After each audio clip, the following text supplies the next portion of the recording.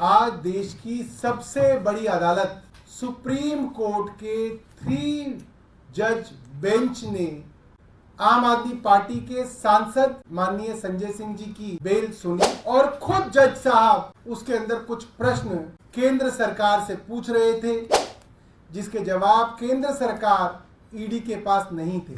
पहले सत्येंद्र जैन जी को जेल में डाला, फिर मनीष सिसोदिया जी को जेल में डाला, फिर संजय सिंह जी को जेल में डाला, फिर अरविंद केजरीवाल जी को गिरफ्तार करके जेल में डाला। लेकिन आज संजय सिंह जी की जमानत ये बताती है, आज संजय सिंह जी की जमानत ने साबित कर दिया कि आखिरकार जीत सत्य की ही होती है। आप सत्य को दबा सकते हैं, लेकिन आप सत्य को मिटा नहीं सकते हैं। आज संजय सिंह जी की जमानत ने ये दिखा दिया। हमने देखा कि किस तरह से पिछले 2 साल से एक एक करके आम आदमी पार्टी के नेताओं को झूठे केसों में गिरफ्तार किया जा रहा था, फंसाया जा रहा था। पहले सत्येंद्र जैन जी को जेल में डाला, फिर मनीष सिसोदिया जी को जेल में डाला, फिर संजय सिंह जी को जेल में डाला, फिर अरविंद केजरीवाल जी को गिरफ्तार करके जेल में डाला। लेकिन आज संजय सिंह जी की जमानत ये बताती है कि आखिरकार जीत सत्य की ही होती है। आज संजय सिंह जी की कोर्ट प्रोसीडिंग्स में 2 महत्वपूर्ण बातें इस केस की पूरे देश के सामने आई हैं। सबसे पहला, जो सुप्रीम कोर्ट ने सवाल पूछा, जिसका ईडी के पास कोई जवाब नहीं था, कि मनी ट्रेल कहां है। आज इस इन्वेस्टिगेशन को होते हुए 2 साल हो गए। ईडी ने, सीबीआई ने 500 से ज्यादा अफसर लगाए इस केस की इन्वेस्टिगेशन में, लेकिन 2 साल में भी आम आदमी पार्टी के किसी नेता के पास 1 रुपया भी प्रोसीड्स ऑफ क्राइम का नहीं मिला।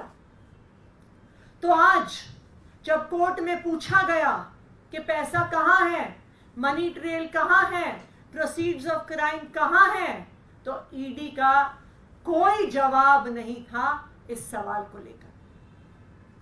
दूसरी महत्वपूर्ण चीज, जो ईडी का सारा केस है, जिसके तहत संजय सिंह जी को गिरफ्तार किया, मनीष सिसोदिया जी को गिरफ्तार किया, दिल्ली के मुख्यमंत्री अरविंद केजरीवाल जी को गिरफ्तार किया, सिर्फ और सिर्फ अप्रूवर्स के बयान के आधार पर है। ऐसे अप्रूवर्स जिन्होंने 1 बार, 2 बार, 3 बार, 4 बार पहले बयान दिए, जिसमें आम आदमी पार्टी के किसी नेता के खिलाफ कोई एलिगेशन नहीं था, लेकिन उन पे दबाव बनाया गया, उनको धमकाया गया, उनको जेल में डाला गया, जब तक उन्होंने आम आदमी पार्टी के नेताओं के खिलाफ गवाही नहीं दी। और जैसे ही वो आम आदमी पार्टी के नेताओं के खिलाफ गवाही देते हैं, गवाहियां बंद हो जाती हैं, स्टेटमेंट्स बंद हो जाते हैं, इन अप्रूवर्स को बेल मिल जाती है, जेल से बाहर आ जाते हैं। जैसे दिल्ली के मुख्यमंत्री अरविंद केजरीवाल जी ने राउज एवेन्यू कोर्ट में बताया था कि शरत रेड्डी, उसने 11 बयान दिए और दिल्ली के मुख्यमंत्री अरविंद केजरीवाल जी के खिलाफ कुछ नहीं बोला, लेकिन उस पर दबाव बनाते रहे, उसको महीनों तक जेल में रखा। जब आखिरकार टूट कर, हार कर उसने अरविंद केजरीवाल जी के खिलाफ बयान दे दिया, तो उसको तुरंत बेल मिल गई। राघव मगुंटा रेड्डी, उसने 6 बयान दिए, जिसमें उसने अरविंद केजरीवाल के खिलाफ कुछ नहीं बोला, लेकिन उसे गिरफ्तार किया, उसे 6 महीने जेल में रखा। जब वो टूट गया, उससे 7वां बयान अरविंद केजरीवाल के खिलाफ लिया, उसके बाद कोई बयान नहीं हुआ। उसके बाद राघव मगुंटा को बेल मिल गई। राघव मगुंटा के फादर मगुंटा श्रीनिवासलू रेड्डी, उन्होंने 2 बयान दिए जिसमें अरविंद केजरीवाल का नाम नहीं लिया, लेकिन जब 6 महीने तक बेटा जेल में रहा, तो वो पिता उसके टूट गए और उन्होंने अरविंद केजरीवाल के खिलाफ बयान दे दिया। बेटे को बेल मिल गई, उसके बाद कोई बयान नहीं हुआ। उसी तरह से आज संजय सिंह जी के केस में दिनेश अरोड़ा के बयान के बारे में कई सवाल उठे। सुप्रीम कोर्ट ने भी ईडी से पूछा कि 10 बयान दिनेश अरोड़ा ने दिए जिसमें उसने संजय सिंह के खिलाफ कुछ नहीं बोला। फिर एक 11वां बयान हुआ जिसमें जब वो संजय सिंह के खिलाफ बयान देते हैं तो उसके बाद बयान होने बंद हो जाते हैं। तो आज सुप्रीम कोर्ट के सामने ईडी का पर्दाफाश हो गया जब उनसे पूछा गया कि पहले 10 बयान आपने सामने क्यों नहीं रखे। 11वें बयान में ऐसा क्या था कि आपने सिर्फ एक बयान मांगा, उसके बाद आपने बयान क्यों नहीं लिए।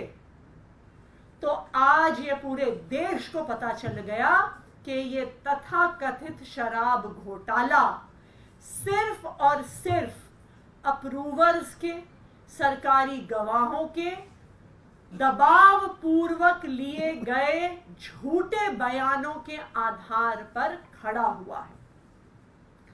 आज जो ईडी का पर्दाफाश हुआ है पूरे देश के सामने, अब हम ये उम्मीद करते हैं कि इस केस में जो एक मनी ट्रेल है उसको अब ईडी इन्वेस्टिगेट करेगी, उसकी जांच करेगी। जो शराब कारोबारी शरद चंद्र रेड्डी ने 55 करोड़ रुपया भारतीय जनता पार्टी को दिया, जो इस केस की इकलौती एस्टैब्लिश्ड मनी ट्रेल है, उसकी ईडी जांच करेगी। उस पे ईडी अपनी एफआईआर फाइल करेगी, भारतीय जनता पार्टी को आरोपी बनाएगी और भारतीय जनता पार्टी के राष्ट्रीय अध्यक्ष को गिरफ्तार करेगी और उनसे पूछताछ करेगी।